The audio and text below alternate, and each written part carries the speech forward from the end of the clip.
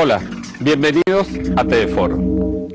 Venezuela vive un momento, una coyuntura económica y social y política también decisiva. La derecha venezolana, sus resonadores mediáticos, la gran prensa nacional e internacional pinta la actual coyuntura caracterizada por alzas especulativas en los precios, por problemas de abastecimiento o acaparamiento de algunos rubros de la economía como una etapa terminal de la revolución bolivariana. Y han anunciado, sin que ningún proceso electoral esté a la vista en estos momentos, el pronto colapso y fin de este proceso de cambios iniciados hace 14 años por el liderazgo y dirigidos por el comandante Hugo Chávez. El gobierno del presidente Maduro ha respondido caracterizando el momento político actual como una conspiración económica, dirigida precisamente a producir lo que están anunciando: el derrumbe del proceso de transformaciones en Venezuela y la imposición de otro modelo por vías no legales, no constitucionales. Así las cosas, cabe preguntarse, ¿qué es la guerra económica? Si existe hoy en día una guerra, una conspiración económica, ¿quiénes son los autores? ¿Sobre qué terreno se despliegan las estrategias? ¿Quiénes son y cuántos están involucrados? ¿Y de qué manera participan en esta conspiración desde dentro y desde fuera contra la economía, contra el bolsillo, pero también contra la conciencia, la paz y la tranquilidad del pueblo venezolano?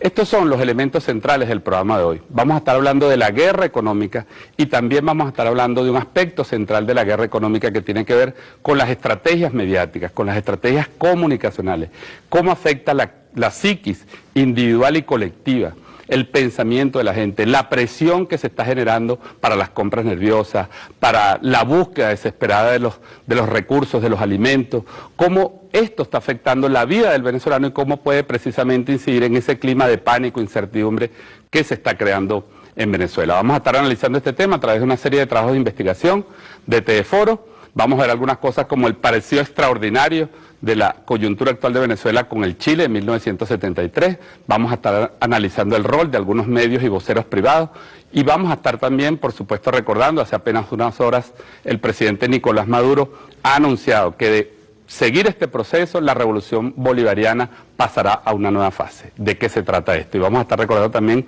el pensamiento del presidente, el comandante Hugo Chávez, sobre este tema. Todo esto lo vamos a estar analizando en la próxima hora y media con Luis Brito García, escritor, intelectual venezolano que ha venido analizando desde hace años todo este proceso y que ha hecho alertas y análisis muy interesantes sobre este tema. Y también vamos a tener un contacto vía banda ancha desde Argentina con el economista Alfredo Serrano. Les recordamos, pueden participar enviando sus mensajes con la etiqueta para vencer la guerra económica. Envíen sus opiniones, sus ideas, sus preocupaciones sobre este tema. Trataremos de irlas difundiendo a lo largo del programa. Vamos a ver el primer trabajo. Este trabajo donde tratamos de acercarnos al tema. ¿Qué es la guerra económica y qué es esa guerra psicológica que está detrás? Vamos a estar viendo este programa, esta cápsula, y al regreso estaremos aquí analizándolo con Luis Brito García. Soy William Castillo, acompáñame pues en TVForo para este tema tan trascendente, tan importante, tan decisivo para el futuro de todos y de todas las venezolanas y venezolanas. Guerra económica y guerra psicológica contra la revolución bolivariana. La escasez y desabastecimientos en muchos mercados del país. Con mayor nivel de escasez de alimentos en el desabastecimiento que están sufriendo los consumidores venezolanos. Predomina la escasez de alimentos en los productos. Para el problema del desabastecimiento corresponde. Indicó que no hay escasez. En algunos productos 50% de escasez. No hay azúcar, no hay arroz, no hay nada. Lo que vas a conseguir. La guerra económica es un instrumento de la guerra política que tiene como objetivo alterar el funcionamiento de una economía hasta destruirla. Su fin último es hacer ingobernable el país, desestabilizar la vida política y social por la vía de negarle el alimento, los bienes y servicios básicos a la población y producir, en última instancia, un cambio del régimen político. Para lograr su objetivo, la guerra económica debe preparar a la población para que, llegado el momento, cuando esté cansada de los altos precios y la escasez, apoyen cualquier salida política a la situación del país.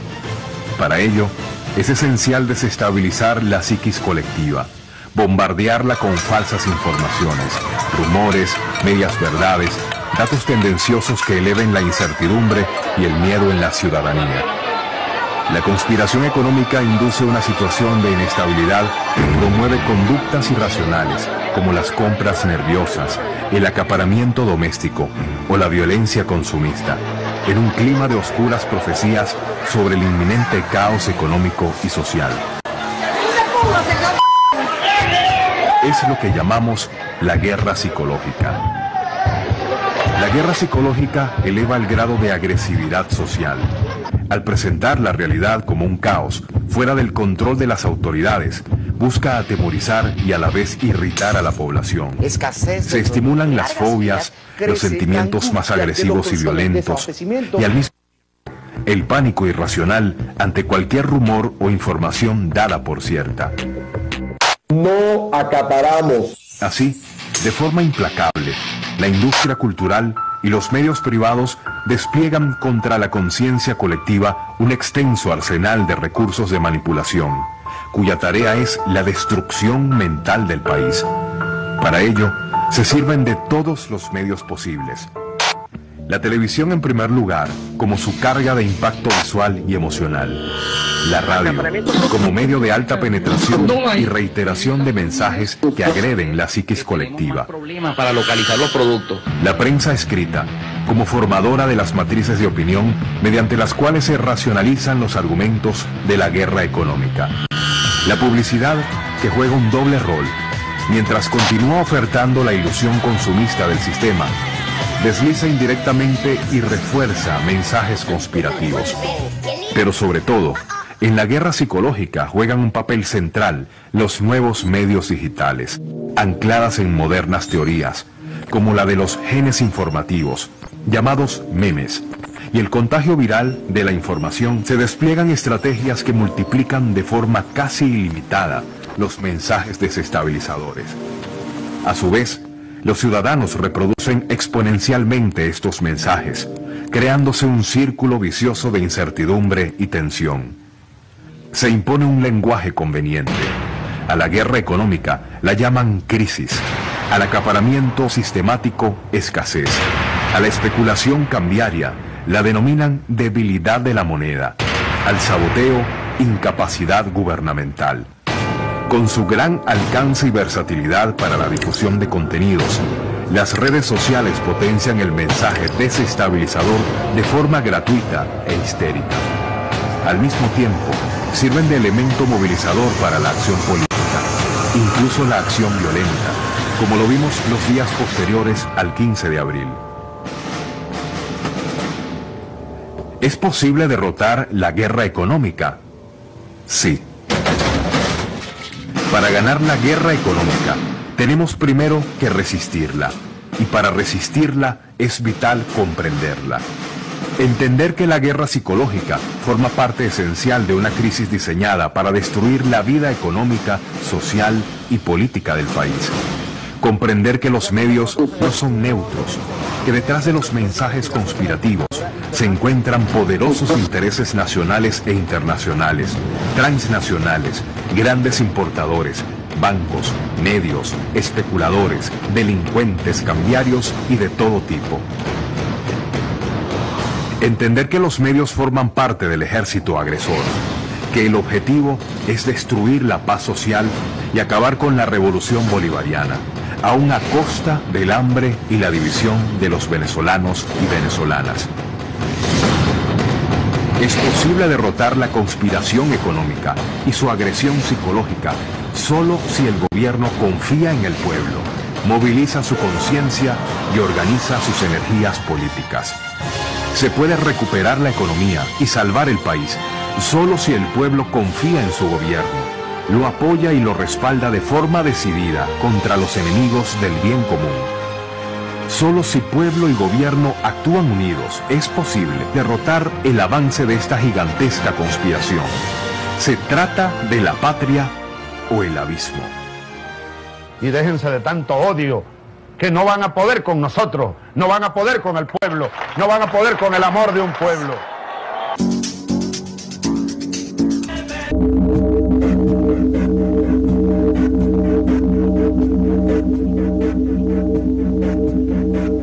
Estamos de regreso en Teleforo para iniciar esta discusión, este análisis con Luis Brito García, escritor, intelectual venezolano, pensador, que ha aportado tanto a este análisis de la realidad nacional y a quien quiero dar la bienvenida nuevamente a TV4. Luis Brito, ¿cómo estás? Bueno, buenas noches para todos, estoy muy bien.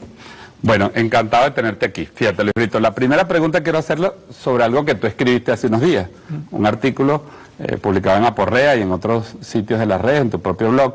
Quisiera ver si lo podemos tener allí, algunos fragmentos de este trabajo, porque nos ayuda a entender y a comprender. Fíjate, tú dices, Luis Brito, allí, ¿verdad?, que toda guerra tiene fines económicos, de alguna manera, dices, el capitalismo es rapiña de todos contra todas, toda guerra es económica, busca destruir y confiscar los medios de producción del adversario. Y refiriéndote a esto del tema de los bombardeos, tan de moda o tan nombrados ahorita en Siria, en otros países, dice que el objetivo de eso no es acabar con los soldados, sino con el abastecimiento. La primera pregunta que yo te hago, ese símil que tú haces, si toda guerra es económica, entonces tendría sentido hablar de una guerra económica como tal, ¿o en qué Pero estamos perfectamente, una agresión económica es una variante de la guerra.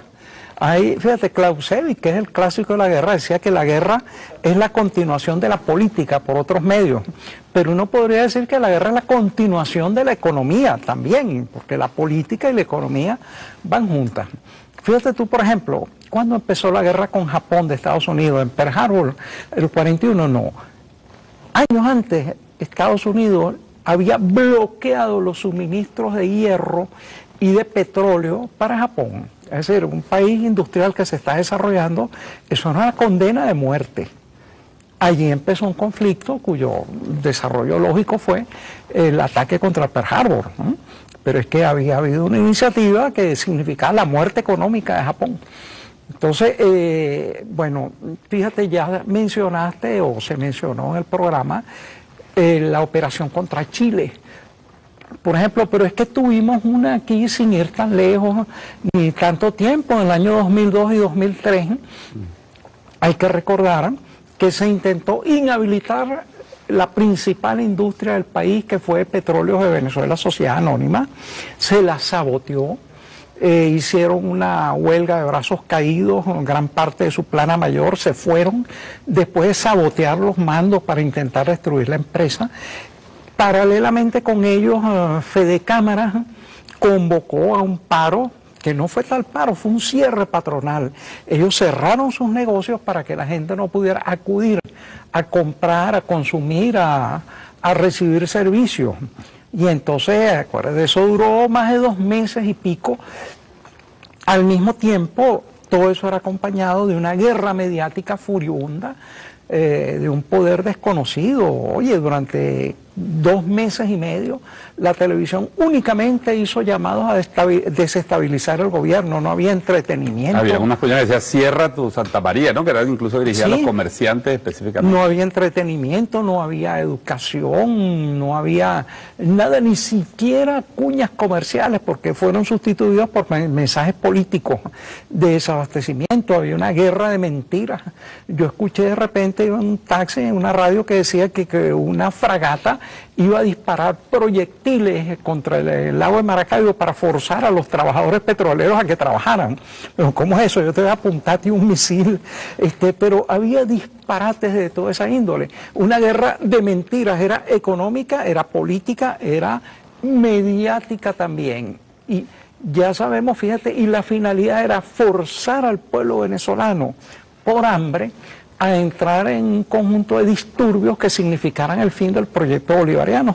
Afortunadamente no sucedió nada de eso y ellos tuvieron que retirar su agresividad y acabar su guerra, incluso callados. Pues como todos sabemos, nunca el paro nunca fue suspendido, todavía ese paro está, es como el de las universidades, que tampoco ha sido suspendido. Ahora, siguiendo en la línea argumentativa de lo que tú escribiste, ese artículo tan interesante que escribiste en estos días, vamos a ver si podemos poner también la siguiente lámina, ¿no?, donde resumimos algunas de las cosas que tú dices. Tú caracterizas la guerra económica, Luis Brito, como un proceso que afecta todo el tema del manejo de las importaciones, ¿no? Había toda una serie de estafas y toda una serie de situaciones alrededor de las importaciones. Tú das incluso algunas cifras de 20.000 millones de dólares, que casualmente coincidiría con esa cifra del paro petrolero. Pero te pregunto, hablas también de los fenómenos del contrabando, las estafas con las remesas y los viajes, las demandas internacionales que se están cometiendo contra la República y los sabotajes a los servicios públicos. ¿Cuál es la diferencia entre hoy y el 2002 en esa línea argumentativa? Oye, mira, por lo menos que actualmente es una guerra no declarada, pero sí avisada, ¿no? En ese momento se reunieron los altos mandos de Fedecámara, la CTV sindicalera y patronal. Marchaban incluso. Y patronal, sí. Cotepa Delgado, un humorista, dijo que se deberían de una vez casar Fedecámaras y la Confederación de Trabajadores de Venezuela, porque eran el mismo organismo.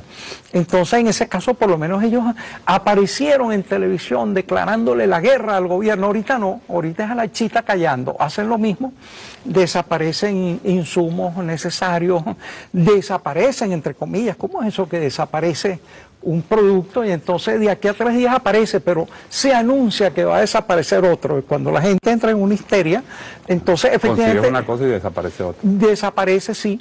Además, psicológicamente, productos que tienen que ver con el aseo personal, que el venezolano es muy consciente, es eso, el que más consume productos de aseo personal en América Latina, por ejemplo. Tú ves que eso va enfilado psicológicamente para golpear la psiquis del venezolano. Son abastecimientos planeados y estratégicos. No es posible que eso sea con cuentagotas. Falta un producto totalmente, unos días después aparece y falta otro. Y entonces después vuelve a desaparecer y todos los periódicos además son muertes crónicas de una muerte anunciada. Los periódicos venezolanos y los medios de comunicación siempre han sido como arúspices, profetas. Desaparecerá el azúcar. La profecía autocumplida. Pues. No habrá crema dental, el papel higiénico desaparecerá, etcétera. Entonces aterrorizan a la gente y en efecto se produce el desabastecimiento o se producen compras nerviosas de la gente. Entonces son medios de manipular al consumidor y también de provocar una especie de sensación de desesperanza, conforme decía la cuestión anterior, porque es cierto, sabemos que la empresa privada especula, acapara, etcétera, etcétera, pero hay leyes para evitarle hacer eso. Existe el INDEPAVI, existe una cantidad de normas, hay fiscales, etcétera. Todas esas conductas deberían ser acompañadas de sanciones ejemplares y quizá las ha habido en una cantidad de casos, pero no con la magnitud ni los resultados que la gente espera.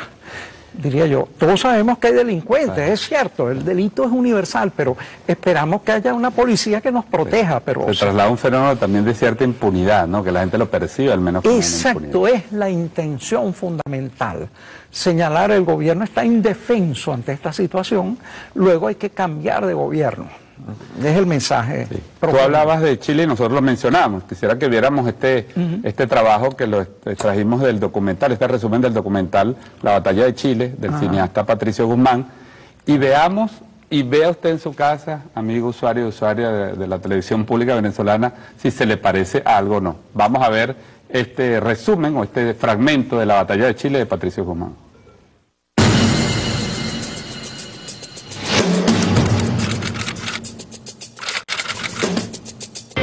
Gracias a una denuncia de un vecino, acá en la unidad vecinal número 8 de la 7ª comuna, aquí en Copiapó 319, se descubrió que se encontraban acaparados 20 toneladas de azúcar, 400 cajas de confort, 500 cajas de detergentes, 100 cajas de Nescafé, 100 cajas de leche condensada, 50 cajas de salmón, arroz en grandes cantidades.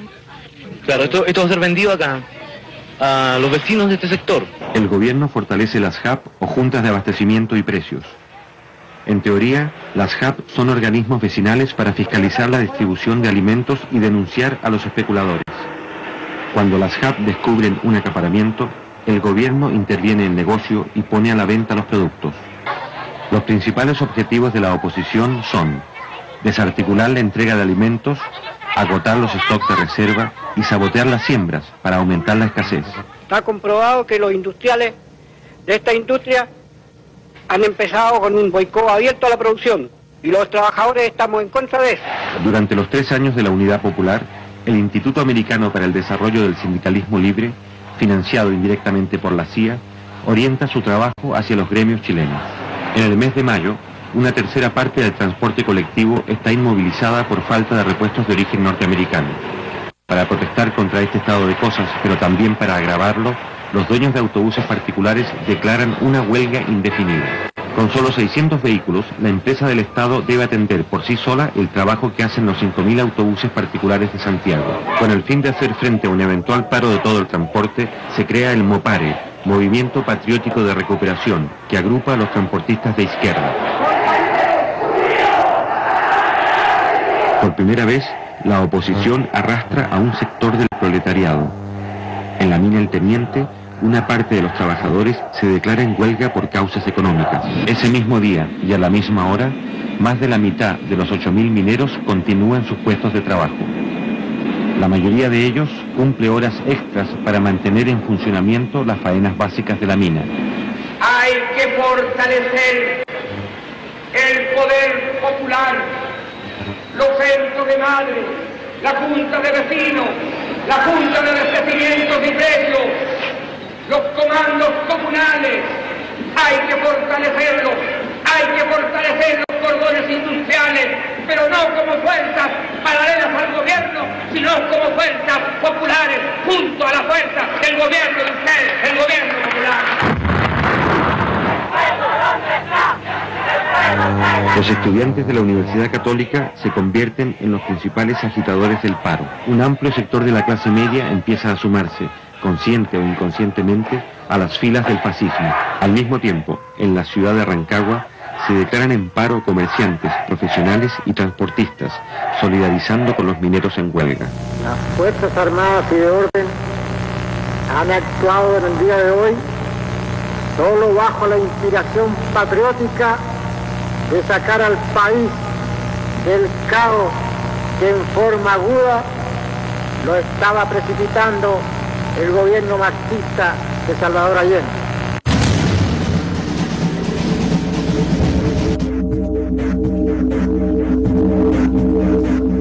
Bueno, veíamos ya este trabajo, ¿no? La batalla de Chile, que se podría decir la batalla de Venezuela en este momento. Un comentario muy breve, Luisito, mientras hacemos el contacto con Argentina. ¿Qué te parece a ti ese paralelismo histórico? Bueno, mira, es lo que llaman un déjà vu. A uno le suena esos estantes desabastecidos, que evidentemente no estaban desabastecidos, porque después se ve cómo descubrían dónde estaban escondidos los bienes y se sacaron a la venta a precios razonables. Pues esa es una estrategia que aquí en Venezuela la hemos visto en el 2002, 2003 y la estamos viendo ahora, y la hemos visto en otras oportunidades. Porque, señores, bueno, en este país no hay memoria. Tenemos un Alzheimer colectivo. No había desabastecimiento cuando Lucinchi, no había cuando Carlos Andrés Pérez, no había cuando Caldera, no desaparecían los bienes.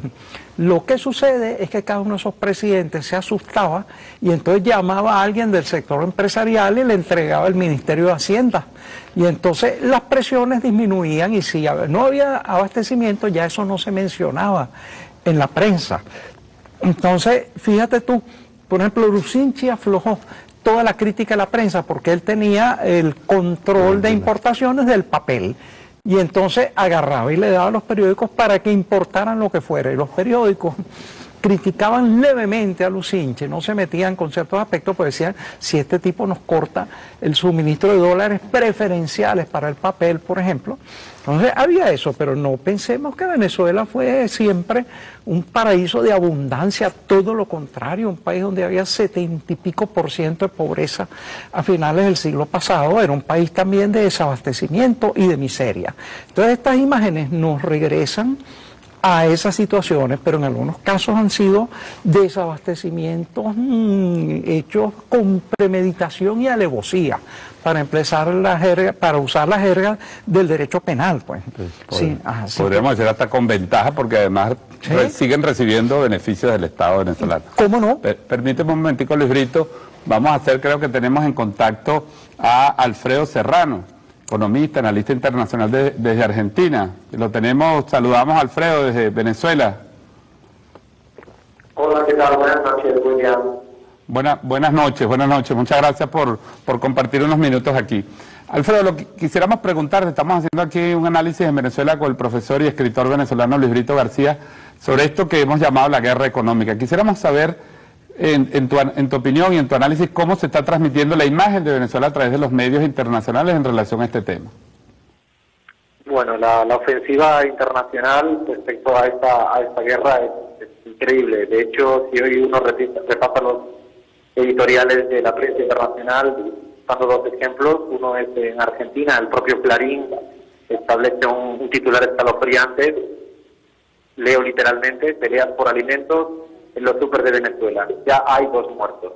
La crónica es lo más alejado de la realidad, con una lógica de autoprofecía cumplida, con este intento de procurar justamente desestabilizar el país, poniendo como siempre en el riesgo, en términos comunicacionales, la cuestión cotidiana. Y el país hoy también le dedica una doble editorial, la trampa en la que se encuentra Nicolás Maduro, y una noticia también verdaderamente esperpéntica, ligando el turismo a la traída de dólares como un business actualmente casi que cubriría las mayorías en la actual Venezuela.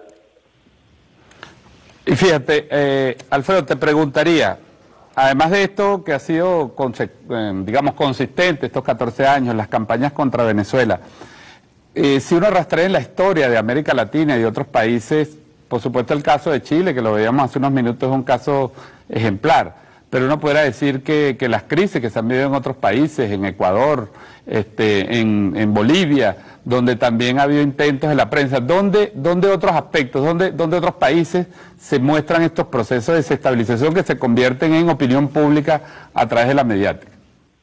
Un caso muy puntual es el argentino. Creo que en los últimos meses, años, el intento de las corridas, o sea, de incluso es capaz de los poderes económicos de tener los dólares debajo de la cama, a pesar de una pérdida de rentabilidad económica, justamente para desestabilizar economías, para decir verdaderamente que hay una corrida de dólares.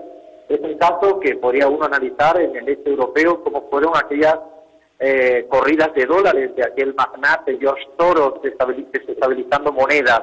Creo que hay muchos casos en los cuales la guerra económica, como dice el economista Alfredo Sayat, es el sustituto perfecto de los golpes democráticos, porque los poderes fácticos no aceptan que haya democracia en la economía, no aceptan que haya democracia en las condiciones sociales de las poblaciones, no aceptan porque han tenido históricamente el control y por lo tanto golpearían a la democracia, golpearían al Estado o a cualquiera que se le ponga en delante, incluso a las necesidades básicas del pueblo venezolano, como es el caso.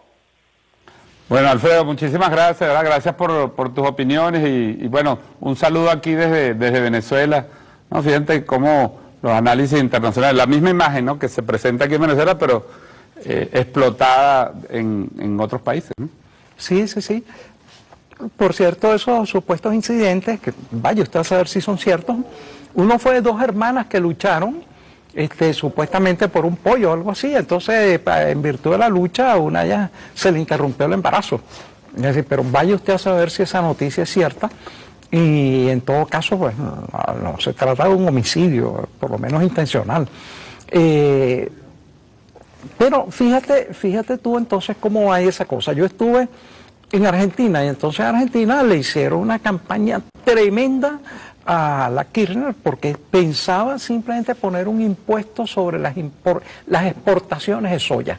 Es la producción principal del país, igual que nosotros el petróleo, para ellos las exportaciones de soya, y le hicieron una campaña tal de una brutalidad y una ferocidad que hasta compraron a su compañera política, a la vicepresidenta, la compraron y le hicieron cambiarse de bando.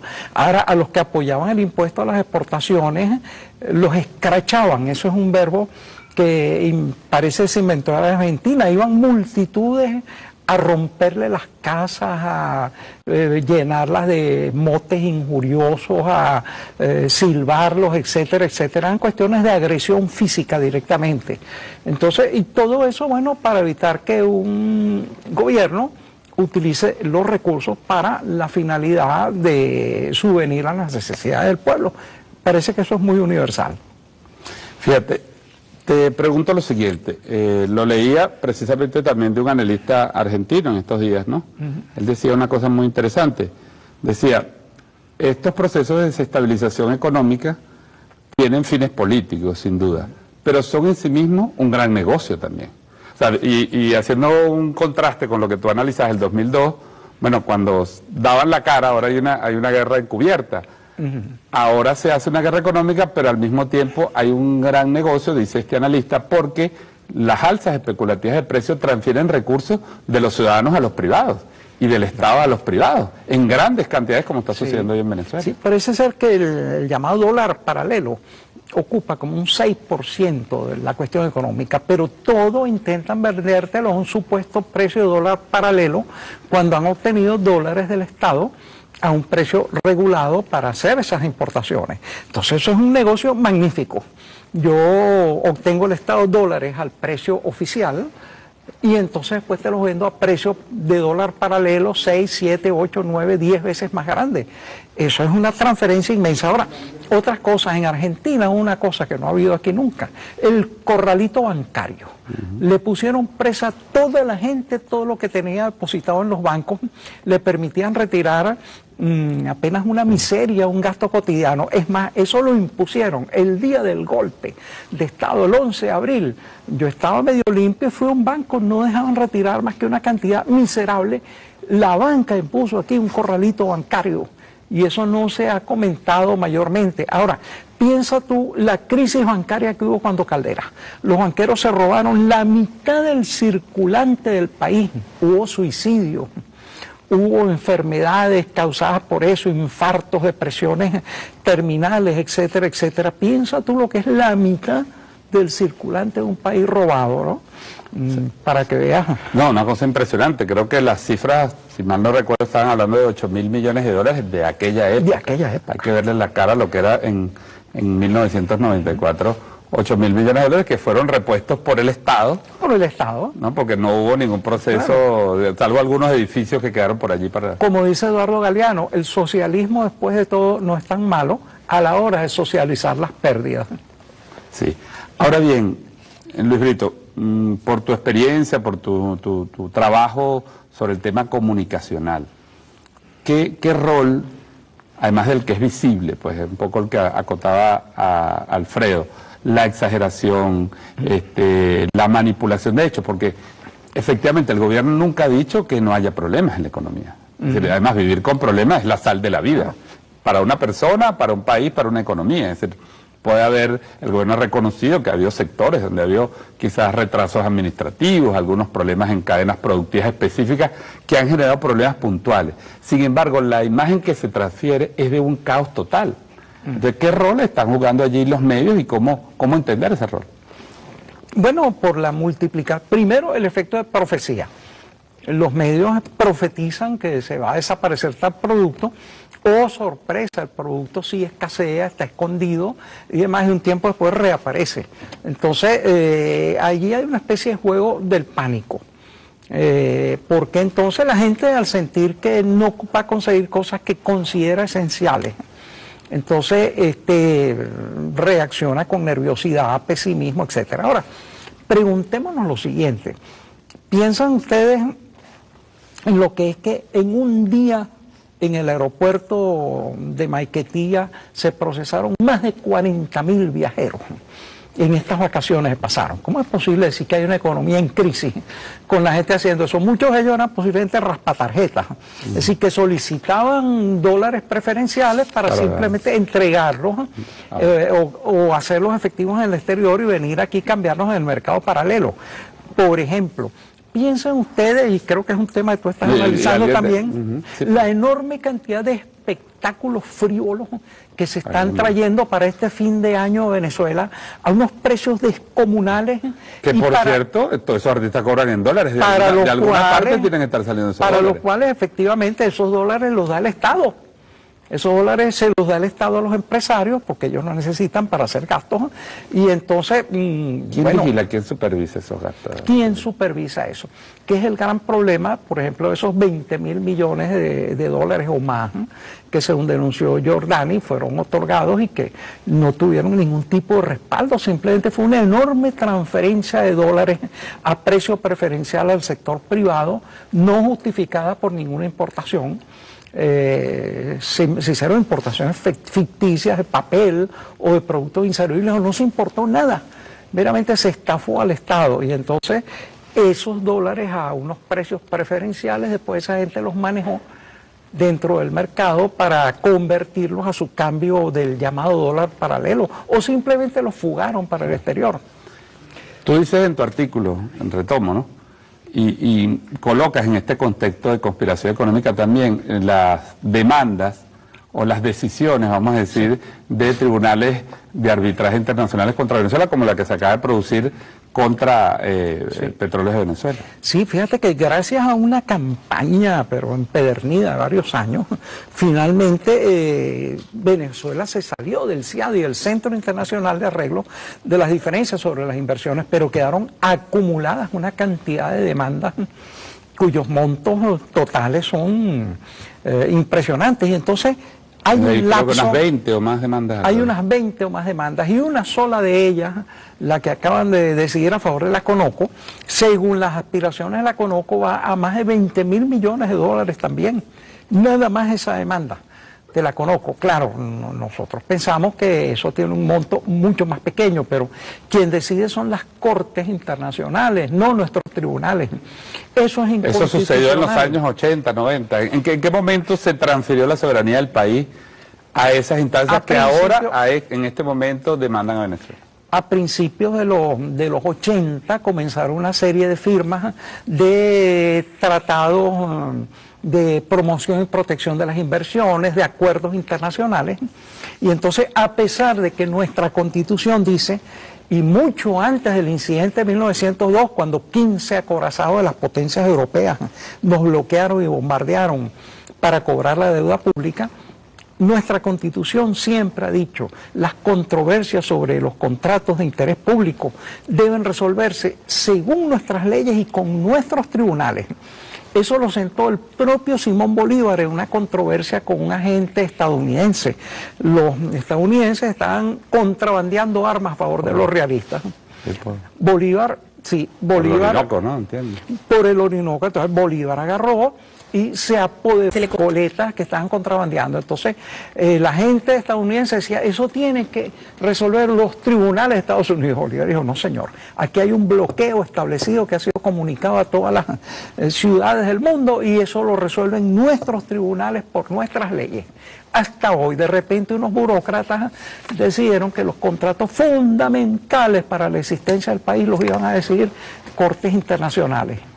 Y entonces hay unas demandas tremendas.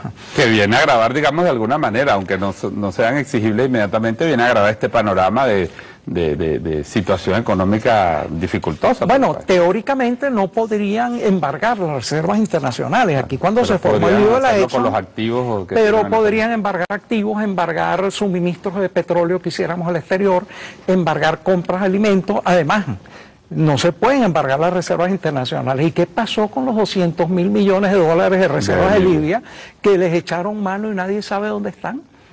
Fíjate lo grave. Menos mal que nosotros, por lo menos el oro y otra cantidad de divisas las trajimos para acá.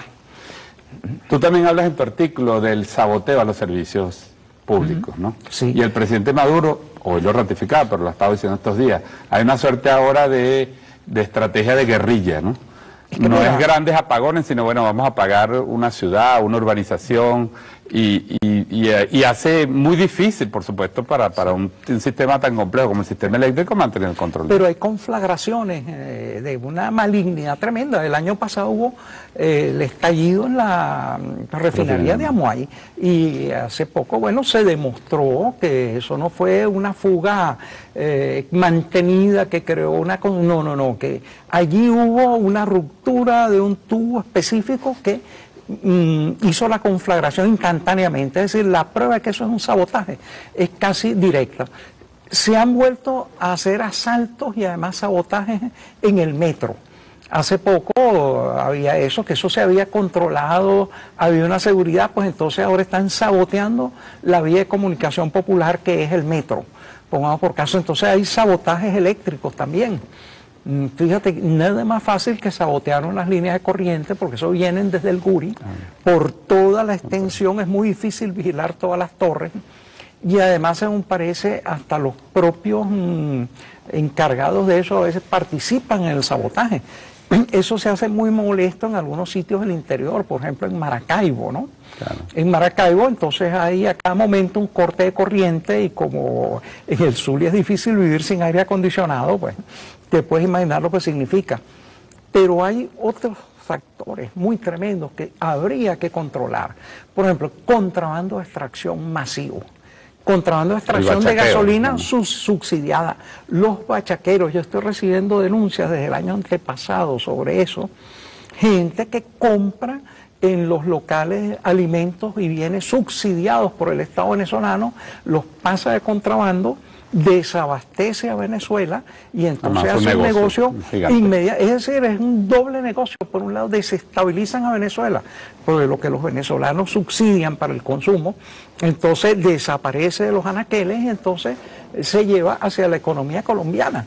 Ahí todo eso, hay la cosa de los raspatarjetas, la gente que se ha especializado en hacerle un y además fraude. Que cada vez que le ponen un control se inventan otra ruta. Se inventan otro tipo. Ahora dicen que Sí. en Perú y Ecuador se han convertido en los últimos destinos y hay gente que ha denunciado que van los venezolanos a comprar un pasaje aéreo que además se ha triplicado, cuadriplicado, quintuplicado los precios. Le dicen que no hay, pero los que van en el avión siempre le dicen que hay 30 o más % de gente, o sea, que compran el pasaje y supuestamente lo compran y no viajan. Y no viajan, no viajan. Pero bueno, vamos a hacer la primera pausa, Librito, y en el siguiente segmento vamos a seguir analizando esto y vamos a ver también cómo se están posicionando algunos argumentos en la opinión pública que tienen un diseño psicológico muy específico. Ya regresamos en Teleforo en este análisis con el profesor Luis Brito García sobre la guerra económica y la guerra psicológica.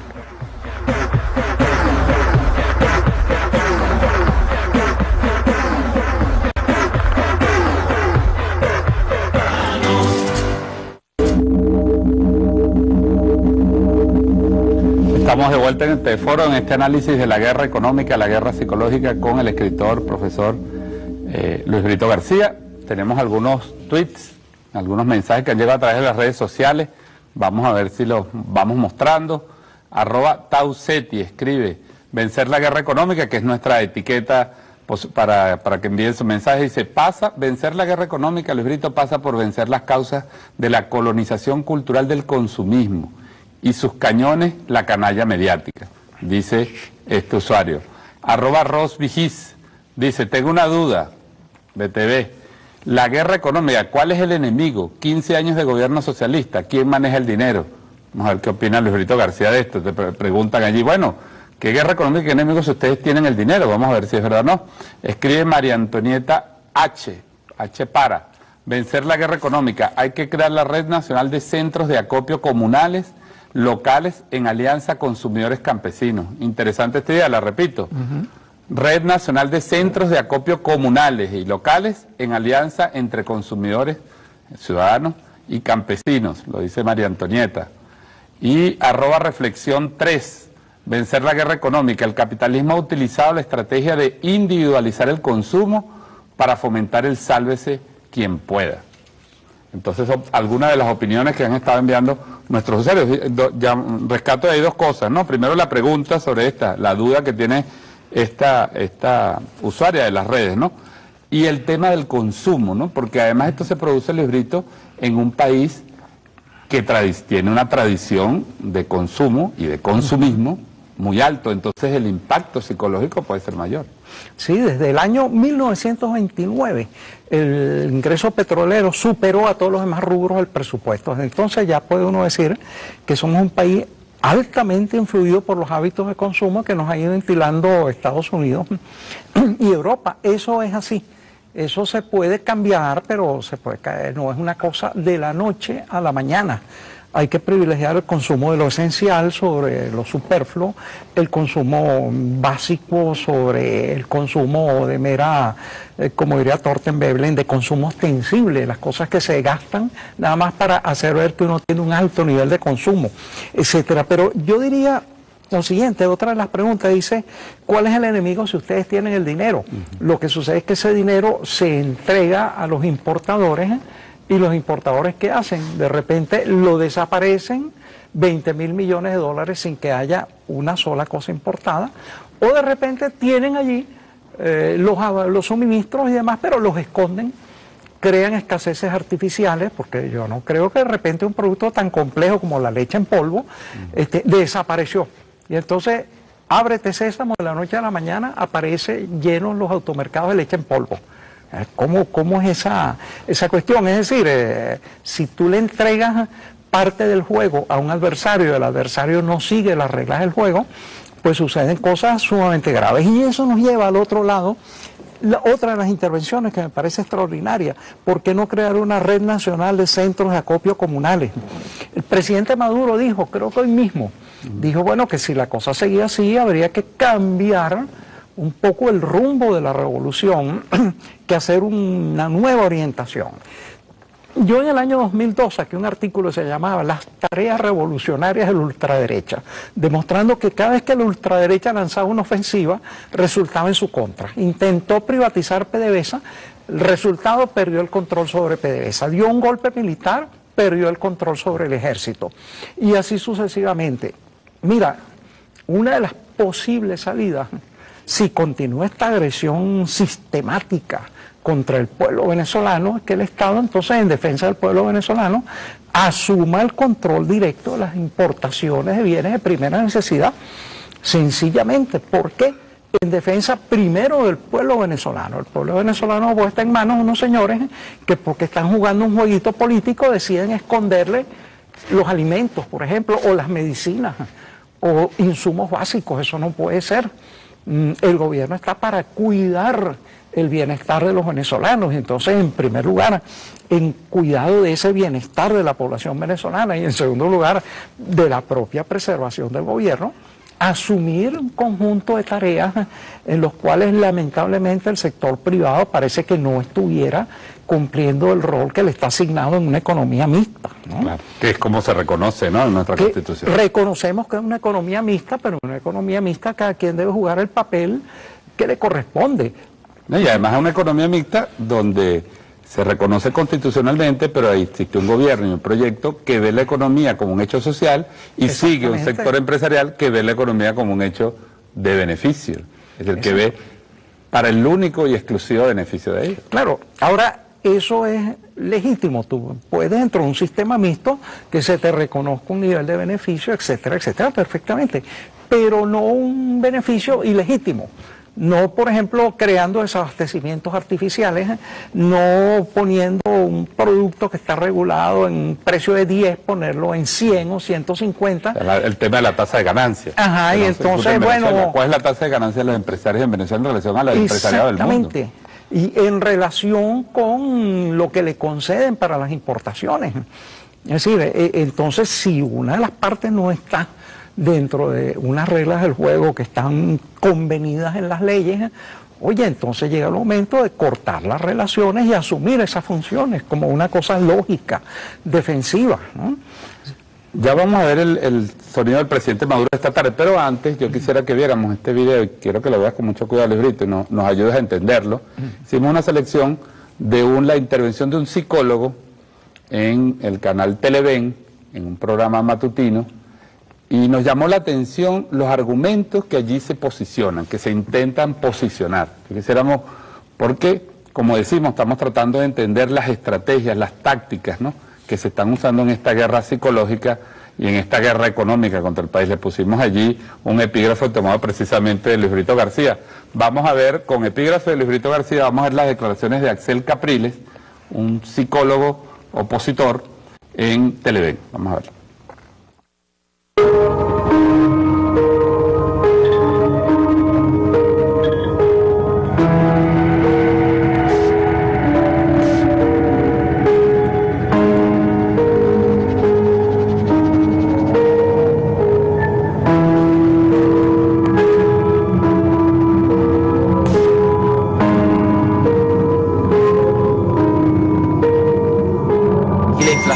Es una enfermedad económica. Entonces nosotros estamos acostumbrados a vivir con una enfermedad como si nada pasara. Un ministro entra, le duplica la inflación del año anterior y el ministro queda allí tranquilamente, no renuncia, no hay excusa. Y se va creando un efecto que es muy pernicioso para toda la sociedad, porque la inflación va teniendo un efecto mental, un efecto psicológico sobre la gente, en que devalúa la autoestima de las personas.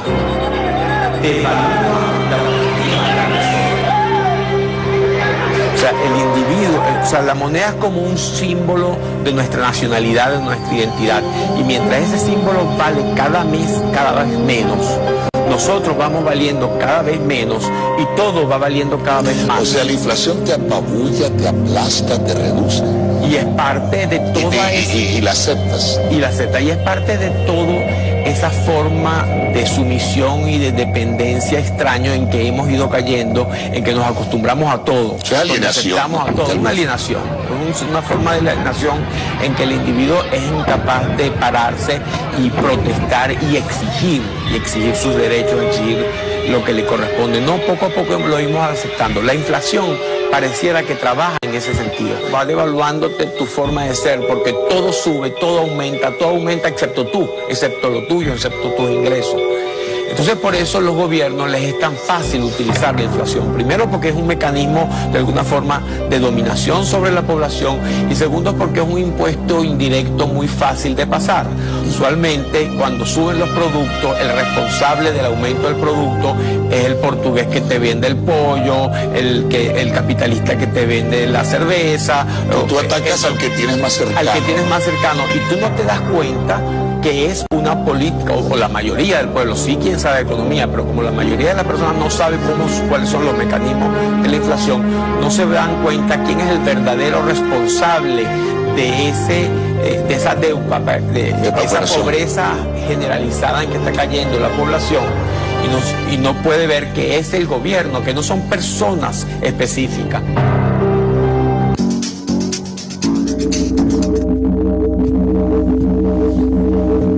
Bueno, ¿qué te parece estas opiniones de esta lectura de la inflación? Bueno, es absolutamente sorprendente. Cito, la especulación es un fenómeno producido por la revolución.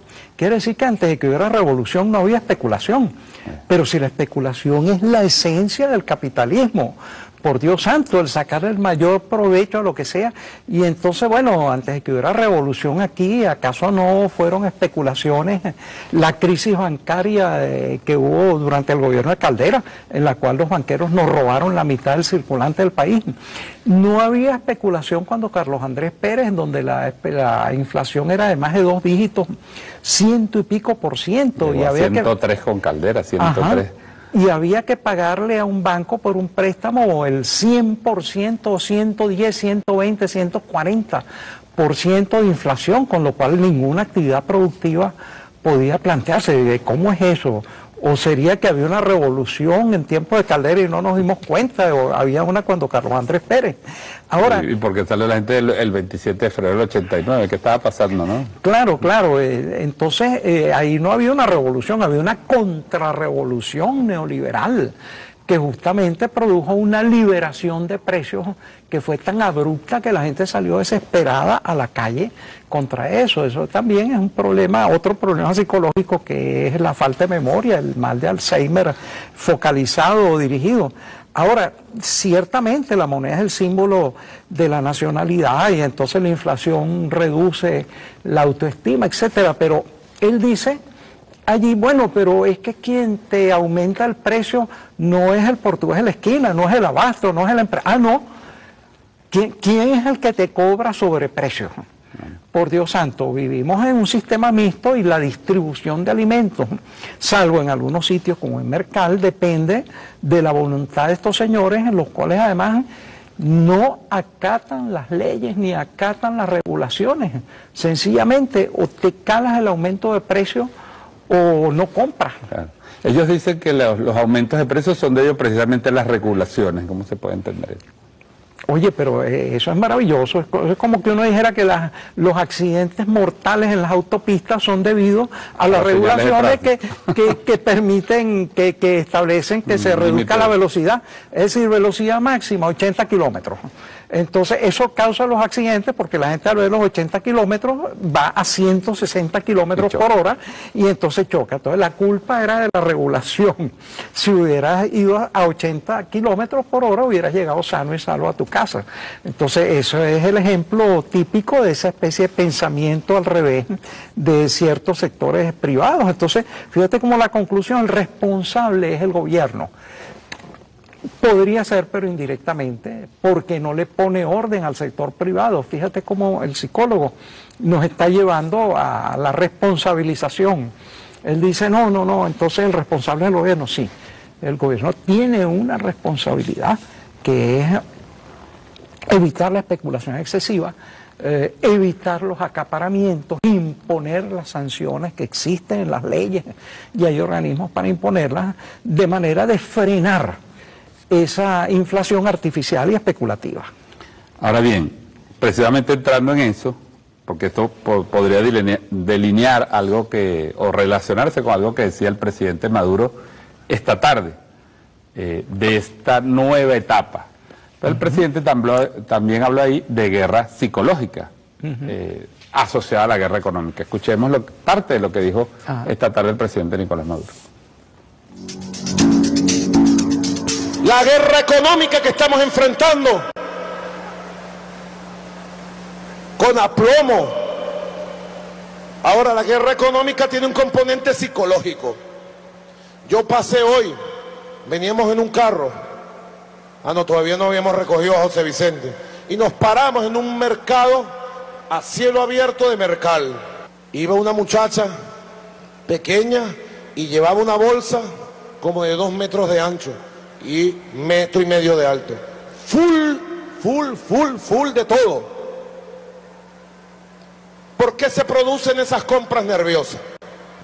Lunes y martes aparecieron los productos full, pero la gente llegó y se llevaba 6 potes de leche gigante, 10 paquetones de harina precocida, etcétera, etcétera. ¿Por qué hacen eso? Por la guerra psicológica. Primero la guerra psicológica en la prensa escrita. Los titulares todos los días. Ahora va a faltar tal cosa. Yo le quiero pedir públicamente a la fiscal general, doctora Luisa Ortega, de acuerdo al ordenamiento jurídico de Venezuela, que evalúe medidas especiales desde la Fiscalía junto al Poder Judicial para nosotros castigar la guerra psicológica que ejerce la prensa escrita, la televisión y la radio contra la seguridad alimentaria del pueblo y contra la vida económica de la nación. Eso no puede haber impunidad en eso tampoco. Eso es guerra. Eso no lo permiten en los países llamados desarrollados del mundo.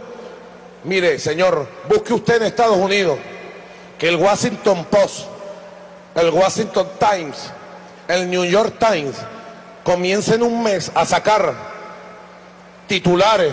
Va a faltar la papa, va a faltar la carne, va a faltar la leche. Mire, no duran 24 horas. Eso es propaganda de guerra. Yo le pido a la fiscal como jefe de Estado que actuemos severamente contra quienes continúen con esa guerra. No nos dejemos chantajear. En Venezuela hay libertad de prensa, libertad de expresión, pero lo que no puede haber es libertad para destruir al pueblo y para hacerle guerra al pueblo. No lo podemos aceptar.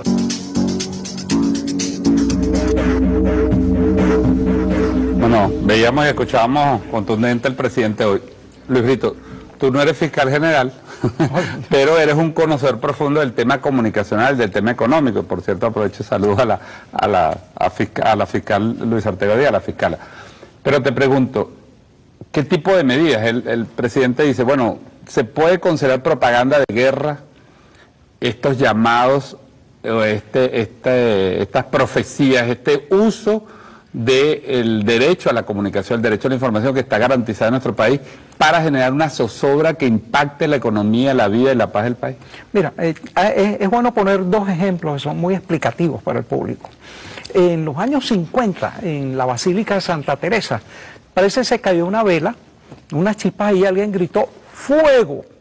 En realidad no pasó nada, no creo que se quemara más de un velo, pero hubo una estampida de todos los feligreses, pues era Semana Santa, y hubo una gran cantidad de muertos y de heridos por un fuego que no existió nunca. Ahora, imagínate tú cualquier banco, que varias televisoras digan el banco está XXX está quebrado, retire sus ahorros antes que sea tarde.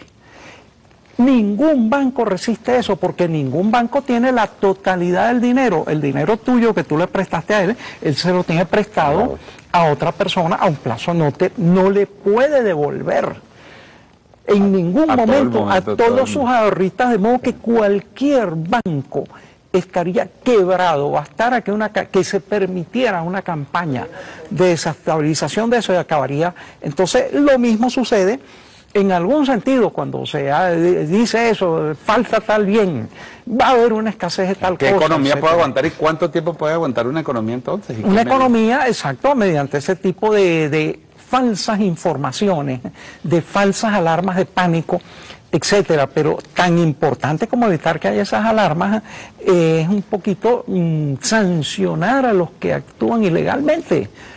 Esta cosa está regulada, el papel, el 10. No puede ser que yo vaya a comprar una libreta y me encuentro que vale 1.000 bolívares. Y entonces voy al otro comercio y me vale 1.500 y mañana me vale 3.000. Tiene que haber una sanción. Y cuando lees la prensa te dice, cómprala porque va a costar 2.000 la semana que viene. No va a haber papel de aquí a una semana. Te vas y la compras. Exactamente. Entonces, claro, hay que ir contra esa guerra psicológica que es cierta. Y una guerra psicológica puede acabar con un sistema bancario en pocos días. En pocos días. Entonces, pero también hay que ir a los hechos reales. Es decir, hay que sancionar al que pone sobreprecios, hay que sancionar al que acapara y no pone las mercancías a la disposición del pueblo. Es decir, eso es básico. Justo en el último segmento que vamos a hacer el corte, quiero que hablemos sobre las medidas que Luis Brito ve. Vamos a escuchar algunas de las que los tuiteros, que la gente que está conectada con el programa nos está recomendando para ver qué hacer frente a esta guerra económica. Ya hemos analizado profundamente el tema y vamos a ver con Luis Brito García y con la participación de ustedes, usuarios y usuarias, qué se puede hacer frente a la guerra económica. Ya regresamos con el último segmento de TV4.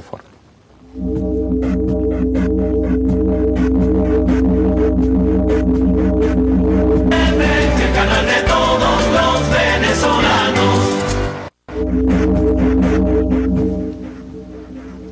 Estamos de vuelta en TV4 para la parte final de esta conversación, de este análisis con Luis Brito García sobre el tema de la guerra económica. Luis Brito, nos quedan unos 12 minutos para precisar un poquito. Te decía que Chávez cambió la historia en ¿qué? En minuto y medio, una cosa así. En minuto y medio, sí. Vamos a usar estos 12 minutos para hablar un poco, bueno, de las propuestas. Pues ya tenemos bastante claro, bastante trabajado el tema de qué ha pasado. ¿Qué se puede hacer frente a esta guerra? Bueno, mira, para seguir un poco la línea de pensamiento del presidente Maduro, un cambio. Es decir, en el caso extremo de que sea irreductible esa actitud del sector privado de provocar un sabotaje y una desestabilización, bueno, asumir esas funciones. Si en parte Mercal está haciendo eso desde el 2002, cuando el sector privado intentó matar de hambre al pueblo venezolano. Mercal no viene de la nada, Mercal viene de la conciencia de que el sector privado por sus intereses puede intentar matar de hambre al pueblo. Entonces, por un lado, ampliar y estabilizar las redes de Mercal, no descuidarlas. En segundo lugar, aparte de eso, controlar el contrabando de gasolina, que por más que sea es una enorme sangría para Venezuela. Controlar a los bachaqueros. No es posible que los alimentos que subsidiamos no los reciba el pueblo, sino que vayan al exterior para negocio de los contrabandistas. Controlar estrictamente a los raspatarjetas. Eso hay 2 o 3 procedimientos mediante los cuales se puede verificar si efectivamente esos son viajes reales. Verificar, por ejemplo, el control de las remesas. ¿Cuánto se está haciendo en remesas ficticias a familiares que no existen, o inventados o exagerados, o que no dependen verdaderamente de la persona? Controlar las importaciones. Hay gente que viene del extranjero a sacar el cupo CADI, algunos sacan desde el extranjero y otros vienen a Venezuela a sacar el cupo y a seguir viviendo en el extranjero. Pero efectivamente, bueno, controlar las importaciones ficticias, en las cuales hemos visto que se llegó a un nivel de 20.000 millones de dólares que se concedieron para importaciones en las cuales no se importó nada, todo era una mentira. Controlar, por ejemplo, gastos como esos super espectáculos consumistas que tienen que no hay una verdadera necesidad de que el pueblo presencie eso, lo puede ver por televisión, etcétera, y que parecen ser también una forma de disimular supuestos otorgamientos de divisas que luego no son utilizadas para sus cuestiones internas. Bueno, terminar el proceso de salirnos de esas cortes internacionales que cada vez que deciden contra Venezuela. Está planteado todavía el juicio de una planta televisora y entonces resulta que ahora una empresa, un ente ficticio, una persona jurídica está reclamando que le violaron sus derechos humanos. Imagínate tú, es una aberración jurídica nunca vista y bueno, entonces tenemos que inseriarnos en ese frente internacional. Tenemos las sanciones, la gente habla mucho y es una de las cuestiones que se repiten más en estas redes, ¿no? ¿Son suficientes el régimen sancionatorio en Venezuela? Bueno, habría... ¿O es el modelo quizás de sanciones? Yo diría que a veces existen sanciones, lo que sucede es que no se aplican. No se aplican, o hay una justicia blanda que no considera que hay pruebas suficientes, etcétera. Pero si uno viene a ver, sí hay un sistema legal, sí hay sanciones. Lo que sucede es que los brazos de la justicia, de los tribunales o los aparatos administrativos que deben imponer las sanciones a veces no cumplen con el rigor que sería indispensable. Entonces esa es una de las cuestiones, hay que volver a ver todo eso y revisar los ordenamientos jurídicos para que en el caso de que haya cosas que no estén previstas, supuestos de hecho que no estén sancionados, aprovechando la mayoría parlamentaria que se tiene, sancionar leyes que establezcan las penas del caso, pues. Fíjate, el presidente Nicolás Maduro, cuando hace algunos días anunció la creación del órgano superior para la defensa popular de la economía, decía que esa nueva instancia de coordinación que depende directamente de la presidencia, de él mismo, que él está al mando, al frente, como hacía el presidente Chávez, pues colocándose al frente de la batalla, tenía tres patas, tres ejes fundamentales. Las instituciones del gobierno, del Estado, por supuesto, la institucionalidad, la Fuerza Armada como órgano auxiliar, ¿no? Como lo establece la Constitución, como un órgano auxiliar, operativo, de apoyo, de seguridad, de fiscalización, y el poder popular organizado. Vamos a escuchar, Luis Brito, un sonido conseguimos del presidente Chávez, donde él hablaba precisamente, reflexionaba en uno de los aló presidentes, sobre el tema de la necesidad de la organización popular para enfrentar la especulación y la guerra económica. Vamos a ver.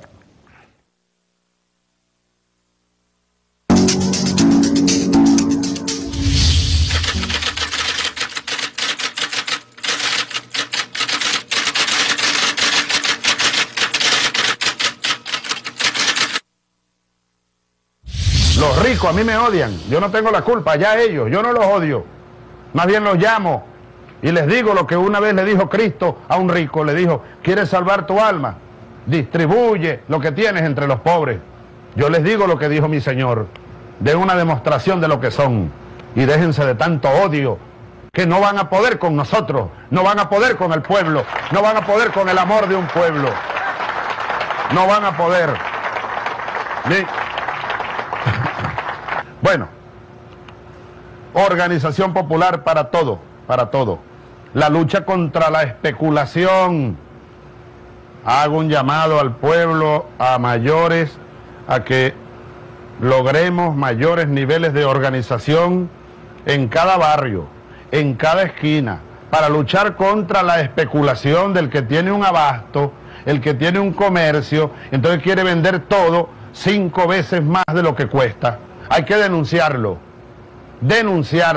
Con el pueblo organizado no hay quien pueda. Y el gobierno estará allí para defender siempre al pueblo y a los intereses de la mayoría contra los atropellos de una minoría capitalista.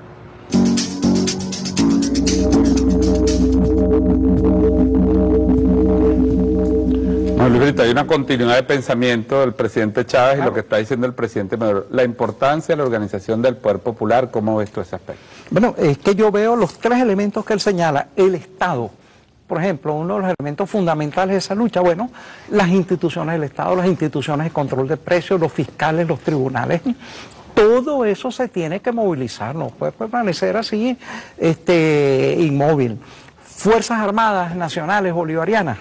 Oye, control de la frontera para evitar el contrabando de extracción, para evitar el contrabando de extracción de gasolina, de alimentos, para evitar el sabotaje. La chatarra se están llevando para Colombia, la chatarra.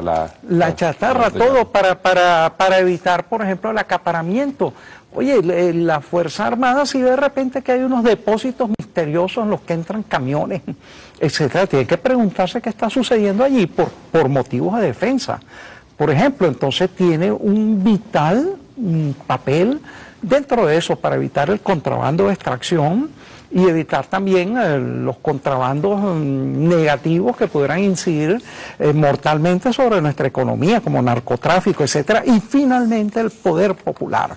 Pero el poder popular, si no está articulado con los otros dos poderes, porque efectivamente somos muy solidarios, muy participativos, pero resulta que nos cobran 20 veces lo que vale un producto, y entonces, bueno, vamos a una oficina y nos dicen que llenemos un formulario, que lo tenemos que hacer por una computadora que no tenemos y que es complicadísimo, pues eso se queda dormido allí. El pueblo necesita una articulación con los poderes que él ha elegido y ha constituido, porque los ha elegido para eso, no por un juego, porque qué bonito y demás, no, se elige una autoridad para que nos defienda. Y entonces justamente tiene que haber una interacción entre esos tres poderes. Claro, el verdadero poder es el pueblo. Las Fuerzas Armadas, el Estado, son servidores del pueblo. Sirven para eso, para defender la vida, la estabilidad, el bienestar, la felicidad del pueblo.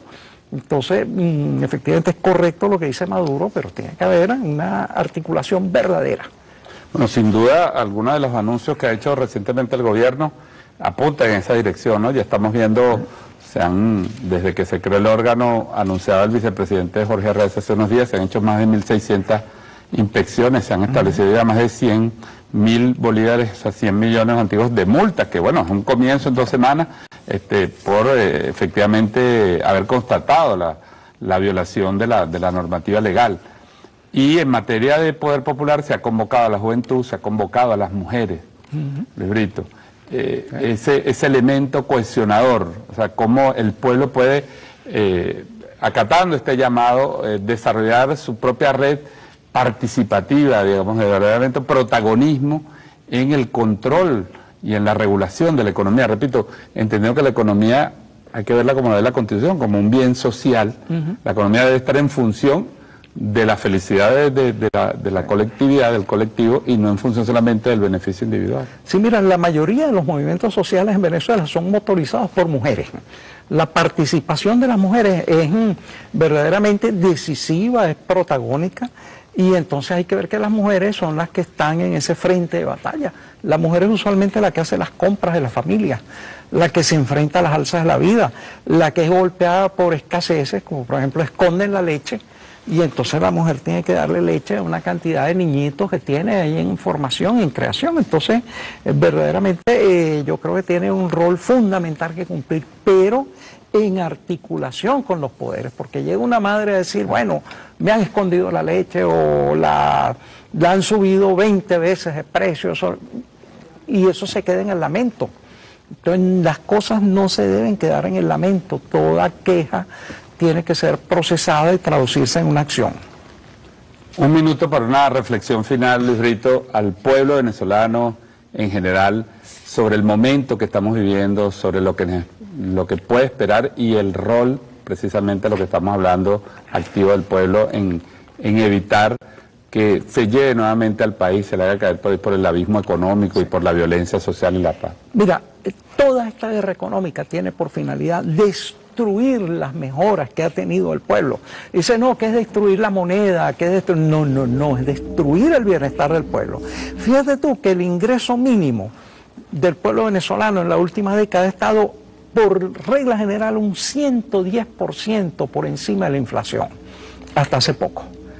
Entonces, hay una ventaja entre ingresos e inflación y subida de precios. Si tú destruyes esto, estás destruyendo las conquistas sociales. El salario mínimo ha estado un 47% por encima de la inflación, del sufrimiento de la inflación, y el empleo en el sector formal ha aumentado como hasta el 60%, que antes mucho más del 50% era informal. Entonces, todas esas son ventajas acumuladas. Lo que se está haciendo es una guerra económica, pero contra el pueblo, para que el pueblo vuelva a ingresar en los niveles de 70% de pobreza que había en la década antepasada, en los años 90, etcétera, para que el pueblo de repente esté confrontado con inflación de 2 dígitos, etcétera, etcétera. Hay que entender, la guerra es contra el pueblo tiene derecho a defenderse, y esa defensa sobre todo la debe hacer el gobierno y las Fuerzas Armadas.